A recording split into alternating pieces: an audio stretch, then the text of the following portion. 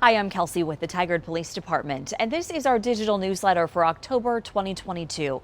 October is Domestic Violence Awareness Month. It is recognized in October every year, and we want to devote this entire edition of our video newsletter to this very important issue. Detective Kriston Rennell is here with me today, and Detective, I think this is something that oftentimes people think, oh, domestic violence is something that happens to someone else. But really, this is a widespread issue that affects our neighbors, our family members, our friends. What would you say about that? Because of the nature of domestic violence and it being a situation of power and control, it really could affect anyone across the board. Neighbors, like you said, family members, people that we work with. So it affects a lot of people. And you can have the range of what that looks like too, right? From maybe a verbal abuse situation to very serious physical domestic violence. And this is something that you see a lot. Absolutely. Quite frankly, it actually can start very mild with just some control issues, some verbal abuse, controlling over money, the children, the household things, and then it slowly can transform into physical abuse.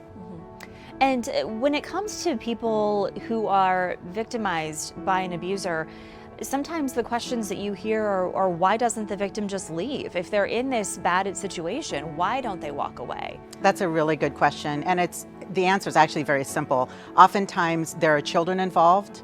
Oftentimes there's a huge financial situation, whoever owns the home or whomever's on the lease. And there's just a lot of control. There's a lot of isolation that occurs. So a victim can feel actually very alone and feel as though they have nowhere to go, and oftentimes embarrassed now that they're in this situation.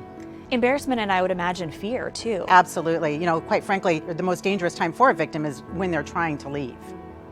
So we want to make sure we share some resources with people about domestic violence, and you can see those links here up on your screen.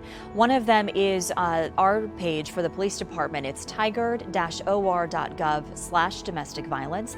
We also want to refer you to the partners that we work with who are also experts in this field. The Domestic Violence Resource Center is a very important one, the Family Justice Center of Washington County, and also the Sexual Assault Resource Center. Kriston, thank you so much. Thank you. And every month we also take a look back at our calls for service. In September, we had 2,924 calls for an average of 97 police calls every day.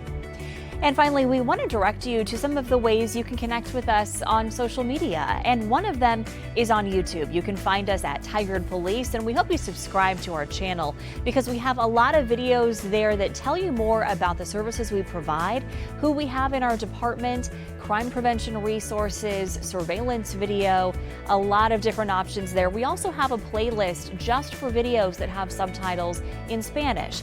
We hope you check it out again at Tigard Police.